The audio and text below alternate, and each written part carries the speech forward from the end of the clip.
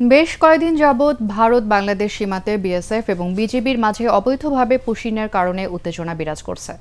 Push in ঠেকাতে সোচ্চার BGB এবং সীমান্তের বিভিন্ন পয়েন্টের স্থানীয় বাসিন্দারা। পুশিন ইস্যুতে ভারতের রাজধানী দিল্লিতে বিএসএফ বিজিবি মহাপরিচালক পর্যায়ের বৈঠকে ভারত স্পষ্ট কথা না বললেও ঢাকা স্পষ্ট জানিয়েছে এই পুশিন গ্রহণযোগ্য নয়। বৈঠক চলাকালেও জামালপুর সহ সীমান্তের বিভিন্ন স্থানে বিএসএফ এর পুশিনের চেষ্টা যেন থামছেই না। আরও জানাচ্ছেন সাজ্জাদ জাহান। কোনো আইনের তোয়াক্কা না করে পশ্চিমবঙ্গে বিজেপি সরকার ক্ষমতায় আসার পর থেকে বাংলাদেশ সীমান্তে পুশিন বা জোর করে মানুষ ঢুকিয়ে দেওয়ার চেষ্টা চলছে। ফলে সীমান্তের বিভিন্ন পয়েন্টে উত্তেজনা বিরাজ করছে।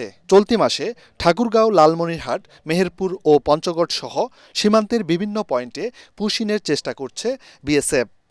বেশ কিছু স্থানে নারী ও শিশুদের সীমান্তের শূন্যরেখায় অসহায় অবস্থায় ফেলে রাখে তারা। জামালপুরে সীমান্তের শূন্যরেখায় 18 জনকে পুশিনের চেষ্টা করেছে বিএসএফ, কিন্তু বিজেপি ও স্থানীয় এলাকাবাসী তা রুখে দিয়েছে। এদিকে ভারতের রাজধানী দিল্লিতে ভারত বাংলাদেশ সীমান্ত নিয়ে বিএসএফ ও বিজিবি মহাপরিচালক পর্যায়ের বৈঠকের দ্বিতীয় দিন চলছে।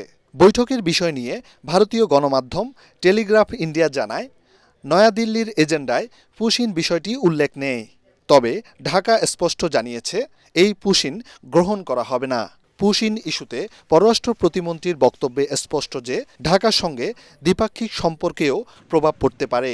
সাজ্জাদ জাহান, এটিএন বাংলা, ঢাকা।